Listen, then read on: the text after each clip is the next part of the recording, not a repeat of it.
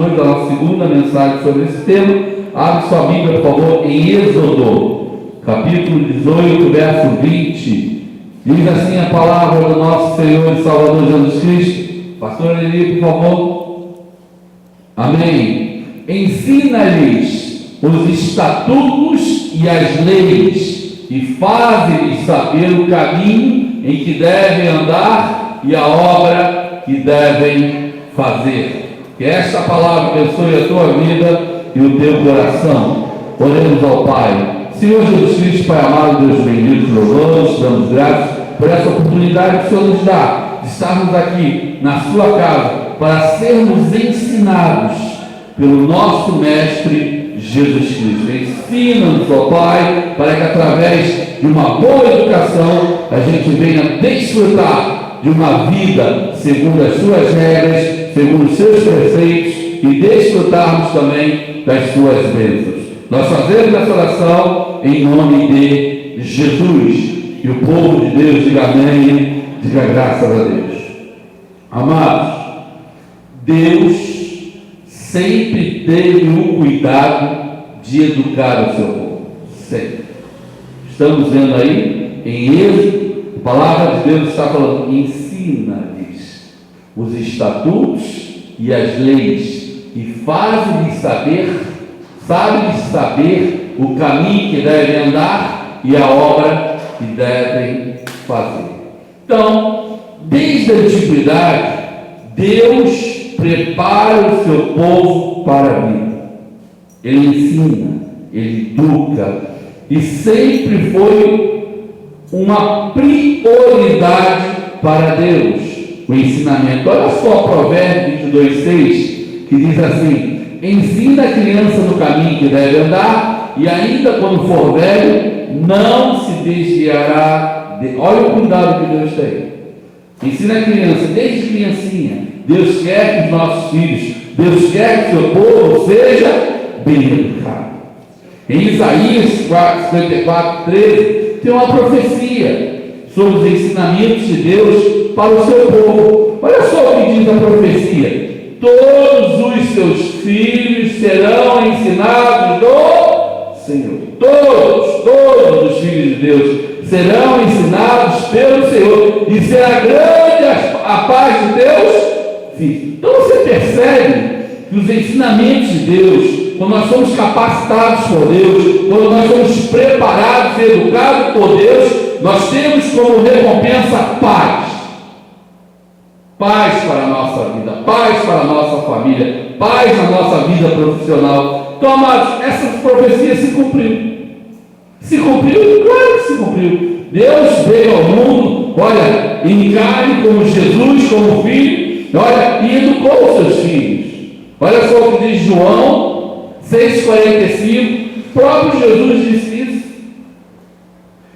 Está escrito nos profetas, e serão todos ensinados por Deus.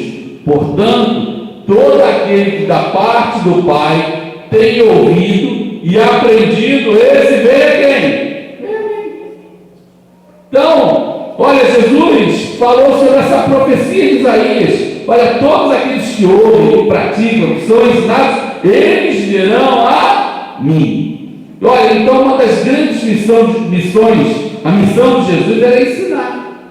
E ele cumpriu isso. Em Mateus 4:23, olha o que diz a palavra: percorria Jesus toda a Galileia, ensinando nas sinagogas, pregando o evangelho do reino e curando toda a sorte de doenças e enfermidades entre o povo. Então você percebe que a prioridade de Jesus era ensinar, era educar, era capacitar. Jesus ensinou mais do que curou, amados. Muito mais.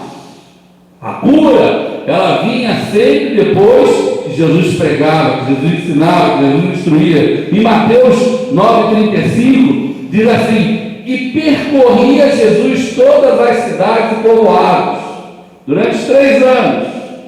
Essa foi a missão de Jesus: percorrer cidades, percorrer povoados, ensinando nas sinagogas, pregando o evangelho do reino e curando toda a sorte de doenças e enfermidades.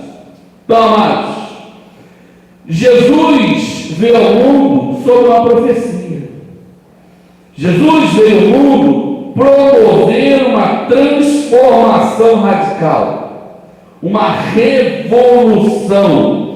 E ele fez isso através do ensino. Jesus tinha uma missão: livrar o seu povo da ignorância, da escravidão. Porque, amados, um povo ignorante, um povo sem conhecimento, ele se torna massa de manobra. Eles são facilmente enganados. Então, quanto mais ignorância, mais pobreza. Quanto mais ignorância, mais doença. Você vê os países pobres, onde há o maior nível de ignorância, mais pobreza, mais miséria, mais doença, mais tristeza, mais escassez. Então, a ignorância, ela aprisiona. E a educação, o que ela faz? Liberta o povo. Por isso que em Mateus 15, 9, está escrito assim: e vão me agora ensinando doutrinas que são preceitos de homens. Então, olha que a falta de conhecimento leva ao erro. Por isso, Pedro, na sua epístola, em 2 Pedro 3,18, olha só o que ele diz: antes crescei na graça e no conhecimento de nosso Senhor e Salvador Jesus Cristo, antes de qualquer coisa. A Ele seja a glória, tanto agora como no dia eterno. Então, o conhecimento liberta. E a ignorância? Aprisiona. O conhecimento faz a pessoa ter saúde. E a ignorância? Enfermidade. Então, João 8,32, olha só o que Jesus ensinou: e conhecereis a verdade vos libertará. Então, a verdade liberta. E Jesus transforma ignorantes em sábios. Ele fez isso comigo. Era totalmente ignorante espiritualmente falando, ignorante no trato com a família, ignorante no trato, olha, na vida, totalmente ignorante. E ele me tornou uma pessoa sábia. Ele mudou a minha vida. Ele mudou ele me tornou uma pessoa mais sábia. Por isso que em Atos 4,13, olha só o que diz a palavra: ao verem a intrepidez de Pedro e João, sabendo que eram homens iletrados, incultos, ou seja, sem muita cultura, sem muita educação, admiraram-se e reconheceram que haviam eles estado com Jesus. Olha a transformação. Então, amados, um povo sem conhecimento, ele é destruído. Você vê o povo de Deus aí fora sofrendo, monte, sacrifício, da adoração de ídolos, tudo isso por causa do quê? Da ignorância. Não tem certeza da salvação, vive atrás de jejum, vive atrás de profetas. Por quê? De curandeiros. Por quê? Porque não tem conhecimento. Olha só o que diz Oséias 4,6, que diz assim: o meu povo está sendo destruído porque lhe falta o conhecimento. Então, a falta de conhecimento aprisiona. Você vê porque os grandes ditadores, os comunistas, não educam o seu povo? Porque se eles forem educados, eles serão o quê? Libertos. Então, a história conta que um país colonizado por protestantes, o povo recebia educação. Mas um país colonizado pelo catolicismo, só os nobres eram educados. Você pode ver isso na história. Só os nobres eram educados. Enquanto o protestantismo educava, olha, todo o povo tinha direito à educação, o catolicismo não. Só os nobres. O povo ficava segundo turno, para lá, ficava para depois. Então, amados, Jesus, como eu disse pela manhã, ele era chamado de mestre. Olha só o que diz João 3,2, que diz assim: este noite foi ter com Jesus, ele disse: Rabi, sabemos que és mestre, vindo da parte de Deus, porque ninguém pode fazer esses sinais que tu fazes se Deus não estiver com ele. Então, significado da palavra mestre: Olha só o que diz. Coloca para mim. Mestre significa professor, instrutor, título de Jesus, que tinha autoridade de ensinar. Uma pessoa perita em alguma ciência ou arte, pessoa que se destaca em qualquer coisa. Ele era o capitão, ele era o mestre. E todos os seus apóstolos, tudo eles perguntavam a Jesus. Eles recorriam a Jesus em todas as coisas. Por isso que Lucas 21:7, olha o que diz a palavra. E perguntaram-lhe: Mestre, quando sucederá isto? E que sinal haverá quando estas coisas estiverem para se cumprir? Em Lucas 20:39, mais uma vez. Então disseram alguns dos escribas, que eles eram letrados. Eles perguntaram: Mestre, respondeste bem. Então Jesus era o mestre, ele era o perito. Em Lucas 20:28, olha o que diz a palavra. Perguntaram-lhe: Mestre. Em Lucas 20:21, mais uma vez. Então consultaram, dizendo: Mestre, sabendo que falas e ensinas retamente e não te deixa levar de respeitos humanos, porém ensinas o caminho de Deus segundo a verdade. A profecia se cumpriu, está se cumprindo na nossa vida. Hoje nós estamos aqui sendo ensinados por Deus. Então, Jesus ensinou a respeito de tudo. Ensinou a respeito do batismo, de jejum, sacrifício, de perdão. Falou sobre o casamento, falou sobre salvação, falou sobre o céu, falou sobre o inferno, falou sobre prosperidade, falou sobre cura e falou também sobre fé. E hoje eu quero falar sobre fé. Como eu disse pela manhã, eu também quero compartilhar com os irmãos, para que todos tenham esses ensinamentos a respeito de fé, para que mitos sejam destruídos sobre fé. Então, características da fé. Quero compartilhar com os irmãos algumas características que são próprias da fé. Primeiro, a fé é vencedora. A fé nunca, jamais perderá. 1 João 5,4 nos mostra isso. Porque todo que é nascido de Deus vence o mundo. E esta é a vitória que vence o mundo, a nossa fé. Então a fé é vencedora. Então todos os filhos de Deus que são ensinados por Deus, eles têm capacidade e poder para serem vencedores. Paulo disse isso lá em Romanos, capítulo 8:37.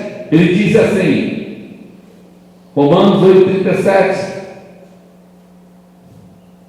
em todas essas coisas, porém, somos mais que vencedores, por meio daquele que nos amou. Então Paulo diz: olha, nós somos mais que vencedores. Então, amados, a fé vence sempre. A fé acredita daquilo que você duvida. Isso é interessantíssimo, né? A fé acredita. Você pode nem entender, você pode, não acreditar, mas a fé acredita daquilo que a gente desconfia. A gente desconfia. Amado, se você perguntar para mim: Pastor Ricardo, você acredita que o Brasil no ano que vem vai melhorar? Acredito que não. Mas pela fé, eu creio que Deus é poderoso para mudar a nossa história. Eu creio. Então a fé, ela acredita naquilo que a gente desconfia. Olha, se você me perguntar: Pastor Ricardo, você acredita, tendo lá algumas casas para vender, você acredita que nesse final de ano você vai vender alguma casa? Amados, pelo que eu estou vendo com meus olhos naturais, não. Crise, 12 milhões de desempregados, mas pela fé, acredito que Deus vai mandar 5 clientes, 7 clientes, e te vender tudo. Isso é fé. Isso é fé. Por isso que João 11,16, olha o que diz a palavra: então Tomé, chamado Dídimo, disse aos condiscípulos: vamos também nós para morrermos com ele. O que estava acontecendo aqui? Eles tinham acabado de sair de Betânia. Os judeus queriam matar Jesus, queriam apedrejar Jesus. Jesus saiu de lá correndo. E falaram, chegou a notícia: olha, Lázaro, aquele que você ama, está para morrer. Jesus, vamos voltar para lá. E o que aconteceu? Tomé, quando soube como que é, a gente vai voltar para lá? A gente acabou de fugir para lá, estavam querendo matar a gente, estavam querendo apedrejar a gente, e a gente vai voltar para lá. Jesus, vamos voltar. E olha o que ele disse. Coloca atrás para mim. Então Tomé, chamado disse aos condiscípulos: vamos também nós para morrermos com ele. Olha só olha o que ele pensou, o que ele imaginou. Nós vamos voltar lá para Betânia, mas nós vamos morrer, mas vamos com Jesus. Então a fé, ela acredita naquilo que a gente desconfia. Às vezes a gente olha uma pessoa, olha, eu não creio que essa pessoa possa ser salva, eu já falei tanto de Jesus para ela, tanto de Jesus. Pastor, eu já cansei de falar de Jesus para o meu filho, eu já cansei de falar de Jesus para o meu marido, eu já cansei de falar de Jesus para o meu pai. Olha, eu não creio mais, eu descobri, eu acho que nem a salvação ele é, mas pela fé. Pela fé. Nós vivemos por fé, não para aquilo que nós achamos ou pensamos. Isso é fé. Por isso que Marcos 9, 24, olha o que disse Jesus. Imediatamente o pai do menino exclamou com lágrimas: meu Deus, ajuda-me na minha falta, né? Quem estava acontecendo aqui? Pai tinha um filho, o espírito pegava ele e jogava ele para um lado, para o outro, no fogo, na água, querendo matar. Jesus chegou e o pai do menino disse: olha, ninguém conseguiu fazer nada por ele, mas se o senhor pode, me ajuda. Olha, eu não creio, mas me ajuda. Me ajuda. E Jesus foi lá e curou o menino. Então, amados, a fé sempre, segunda característica da fé, a fé sempre sofre por aquilo que acredita. Quem é herói da fé? Por isso que em Atos 7, 59, olha o que diz a palavra: e apedrejavam Estevão, que invocava e dizia: Senhor Jesus, recebe o meu. Isso é fé. E as pessoas pensam que fé é só quando é curado, pessoas olhando a fé. Amados, a fé sofre por aquilo que crê. O Estevão, ele creu na salvação, ele acreditava na vida eterna, ele teve o privilégio de ver Jesus, os céus abertos e Jesus no trono.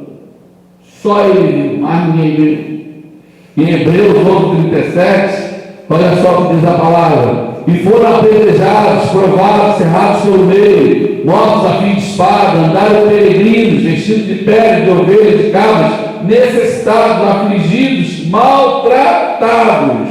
Quem são esses? Os heróis da fé. Então, a segunda característica da fé, a fé sofre por aquilo que ela acredita. Terceira característica da fé, a fé não recua jamais. Não recua, você não deve recuar na sua vida. Bom exemplo disso é Davi. Davi, quando viu Golias afrontando o povo de Deus, ele disse: eu vou lutar com ele. Eu vou lutar contra ele. Vou lutar contra ele em nome do Senhor. Ele não recuou. Quando chegou, às vezes ele pode estar muito entusiasmado, né? Porque fé não tem nada com entusiasmo. Nada com entusiasmo. Nada com alegria da carne. Nada, porque, olha, os problemas estão aí. Se você não tiver confiança, convicção, fé legítima, amado, olha, a carne te derruba. A carne te derrota. Então, fé não tem nada com entusiasmo. Estava lá o gigante. Davi, quando viu o gigante, amado, ele não perdeu tempo. Diz a palavra que antes do gigante sair da fileira, ele já correu, pegou o estilete dele, o estilingue dele, pum, na cabeça do gigante. Então, a fé não recua. Quarta característica da fé: a fé não desiste. Jamais desiste, amado. Nós temos que desenvolver isso. Nós estamos sendo ensinados por Jesus para viver por fé. Bartimeu é um bom exemplo. Cada vez que ele clamava, Jesus, filho de Davi, tem compaixão de mim, ele falava, cala a boca, Bartimeu. Ele gritava mais, ele falava mais, ele gritava mais. Então a fé não desiste jamais. Aquela mulher cananeia, né? Jesus disse, olha, não é bom tirar da mesa dos filhos, dar para os cachorrinhos. E ela mandou logo uma resposta. Mas os cachorrinhos comem das migalhas que caem do seu resto, né? Jesus olhou para ela, nunca vi uma fé igual a essa. Quinta característica da fé: a fé, ela aceita desafios, ela faz coisas que ninguém nunca fez. Ela faz coisas. Pedro já tinha visto alguém andar sobre as águas? Não, mas ele aceitou o desafio e começou muito bem. Olha, Abraão, nosso pai na fé, nunca tinha visto ninguém ser ressuscitado. Mas quando ele foi provado, quando Deus pediu o seu filho Isaque como sacrifício, o que ele fez?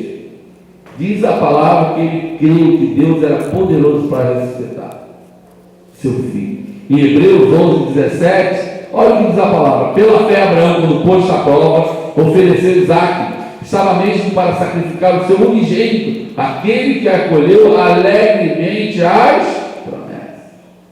Sexta característica: a fé corajosa. Você tem que ser corajoso para enfrentar os desafios da vida, as situações adversas. Tem que ter coragem.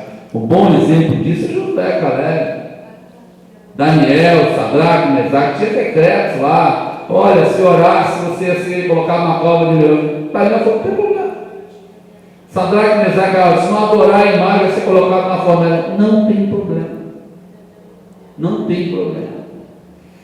A fé, ela não nega a sua crença.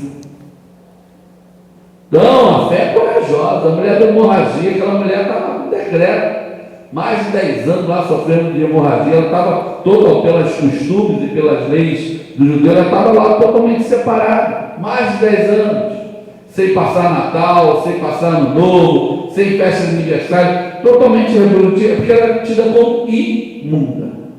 Ela correu o risco, ela foi corajosa, ela entrou no meio da multidão, saiu do seu confinamento e foi lá: vou tocar nas vestes de Jesus e serei curada. Então, a fé, você tem que ser corajoso, você é uma pessoa de fé. Sétima característica: a fé faz você correr riscos na vida. Tem situações na vida que a gente tem que correr riscos para a gente poder ver a nossa fé funcionando. Oitava característica: a fé é motivadora. Hoje pela manhã eu dei exemplo como Davi, quando Davi saía para as guerras e vencia as guerras. Quando ele voltava, o povo estava o que lá? Eufórico, né? Festivo, dançando, cantando. Fé alegre, irmãos, porque ela vence. Então, quando Davi voltava, olha, das suas batalhas, das guerras, o povo cantava: ó, Saul matou seus milhares, Davi matou seus 10 milhares. Saul ficava com inveja. Uma pessoa que não manifesta, que não tem conhecimento a respeito da fé, ela se torna invejável. Porque, amados, só vence, povo de Deus só vence nesta terra com fé.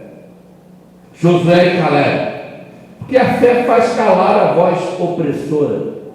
A fé faz calar, olha, a voz do mundo. A fé silencia a voz do mundo e coloca você ouvindo a voz de Deus. Como que Deus te trata? Você é mais que vencedor. Você é sempre conduzido em triunfo. Você pode todas as coisas. Paulo diz: eu posso todas as coisas naquele. Como eu sou fraco, que eu sou? Você ouvir a voz de Deus. Se Deus é por nós, quem será? Então a fé faz isso. Ela cala a voz da opressão e abre nossos ouvidos para ouvirmos a voz de Deus. Nono, A fé levanta o caído. Bom exemplo é Gideão. Então estava lá, malhando trigo no lagar de azeite, o anjo chamou você, olha contigo, homem valente, vamos embora, vamos para a guerra. Ele disse, eu sou o menor. Não, você com Deus é o maior. Não, eu sou o mais fraco, com Deus você é o mais forte. Olha, mas eu não tenho muita habilidade, com Deus você é poderoso. Então nós temos que entender isso. Característica, a fé levanta o caído. 10ª característica, a fé traz alegria para a nossa vida. Uma pessoa que manifesta a fé, ela é alegre, ela é contente, ela é confiante. 11ª característica da fé, a fé restaura a família. Amado, você precisa de um milagre para a sua casa, você que precisa de um milagre para a sua família. Lembra aquela passagem do centurião? Olha, meu servo está doente, ele procurou recurso em quem? Em Jesus.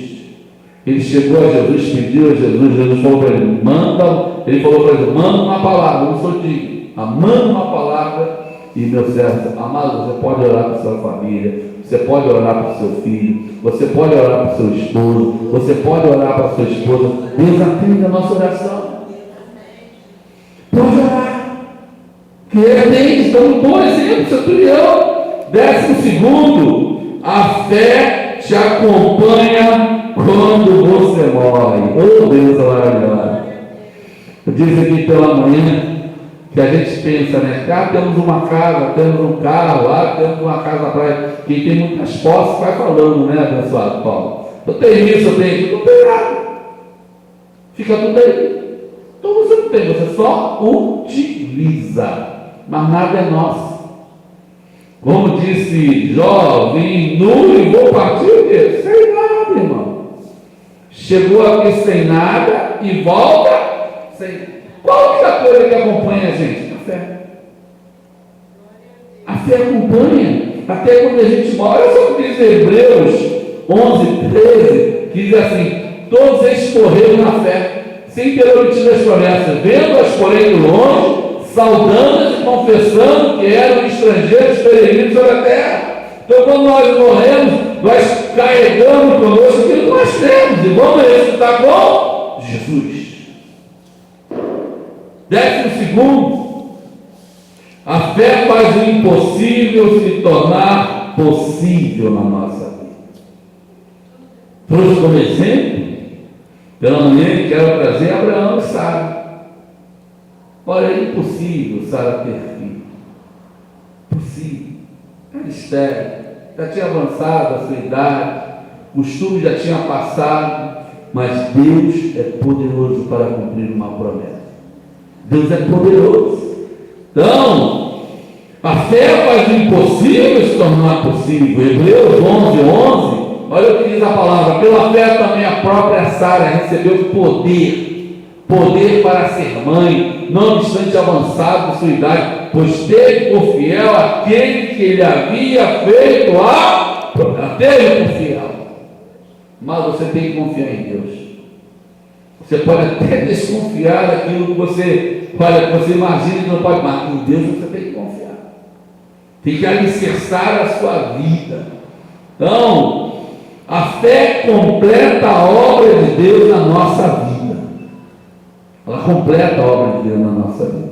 Por isso que Hebreus 11:6, olha só o que diz a palavra: de fato, sem fé é impossível agradar a Deus. O doador daqueles que o buscam. Então, ele é o galardador. Outra característica da fé, já disse que a fé nos acompanha quando nós morremos. A única coisa que nós levamos nesse mundo é a nossa fé, aquilo que nós cremos. A fé nos acompanha até a eternidade. Por isso que em 2 Timóteo 4:7, olha o que diz a palavra: combati o bom combate, completei a carreira, guardei o quê? Guardei a fé. Então, o que vai nos acompanhar para a eternidade? As obras da fé, aquilo que nós cremos. A fé não deixa você se desviar jamais. Olha só o que diz Lucas 6,40, que diz assim: o discípulo não está acima do seu mestre. Todo aquele, porém, que for bem instruído, será como o seu mestre. Que palavra maravilhosa. Todo aquele que é bem... Volta para trás, por favor. Todo aquele, porém, que for bem instruído, será como o seu. Então, quem é o nosso mestre? Quem é o nosso capitão? Quem nos ensina? Qual profecia que está sobre a nossa vida? Está sendo concretizando aí ao redor do mundo. Olha, através da Bíblia Sagrada, todos nós estamos sendo ensinados por Deus. É Deus que está nos ensinando, que está nos capacitando, que está nos preparando para a vida. É Ele. É Ele que diz que nós temos uma fé que vence o mundo. E diz a palavra, se nós somos ensinados por um mestre, olha, nós nos tornamos igual a quem? Ao nosso mestre.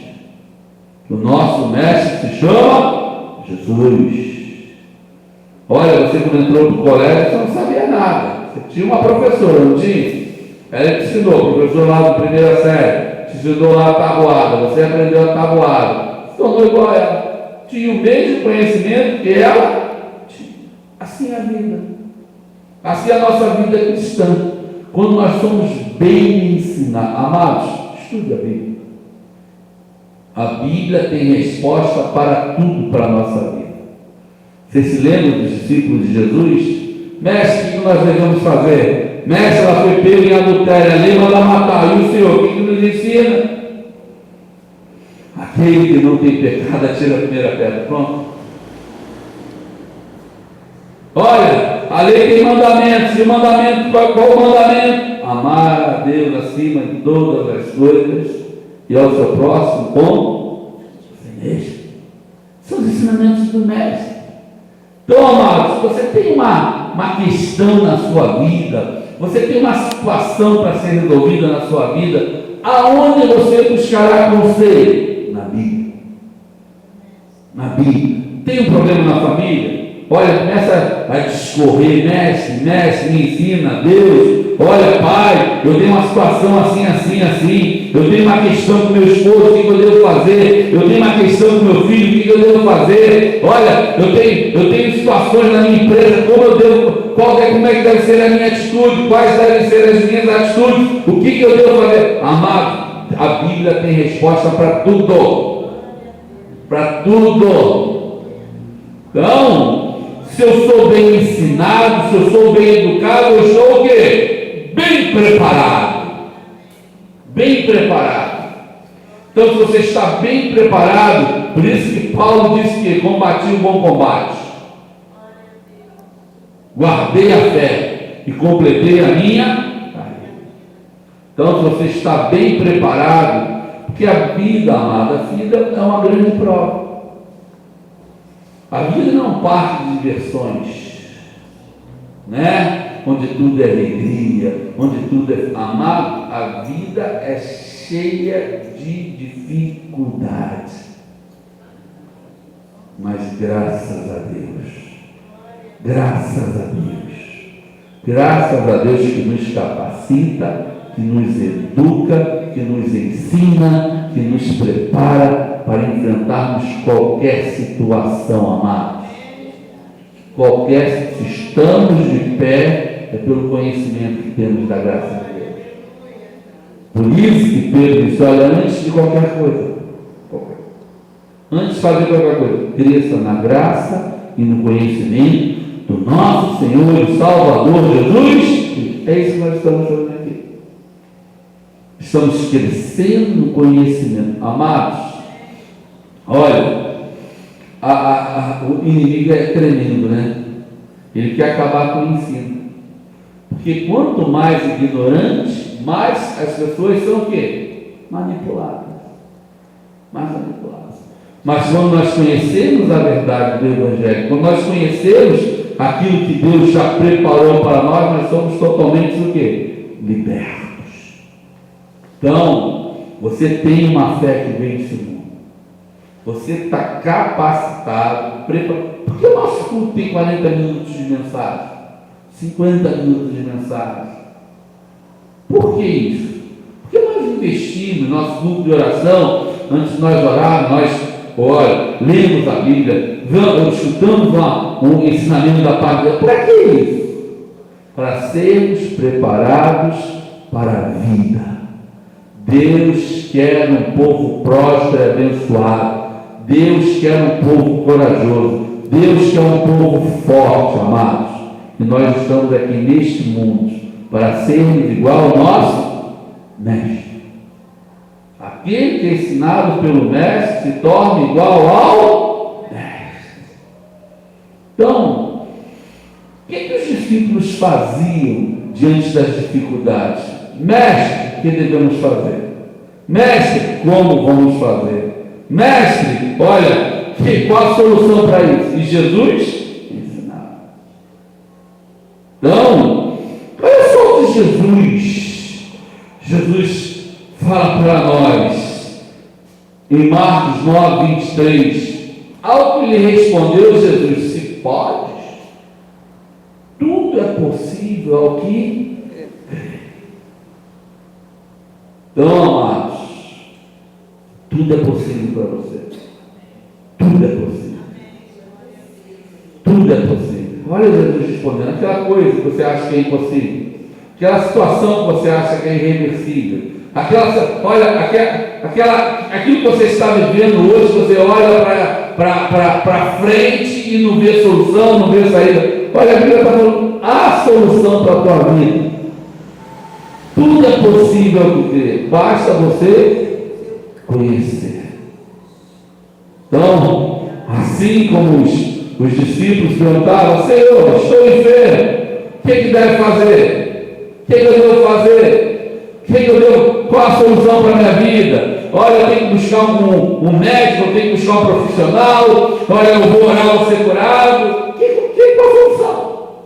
Amado, coloca diante de Deus as tuas demandas, sabedores que Deus está pronto para te ouvir e para te atender. Amém? Assim seja, assim diz Deus. Um lindo aplauso a Deus nesta noite, em nome de Jesus. Nós vamos. Ele é poderoso. Amém. Aleluia. Serve ao Senhor com o seu amor, com os teus lábios. Aleluia.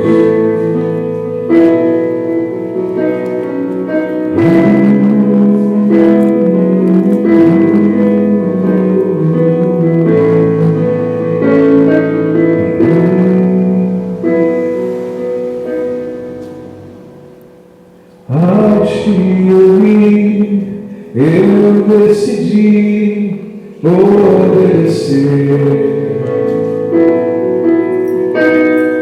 Vou arriscar, ir mais além para te obedecer. Se eu perder o meu chão, as tuas asas me levam pro alto.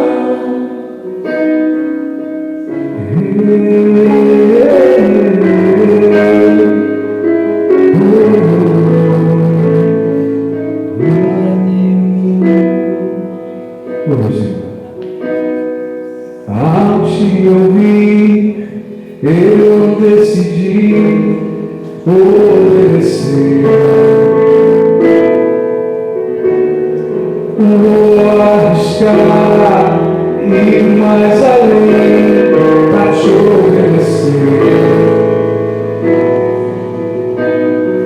Se eu perder o meu chão, as tuas asas me levam pro alto.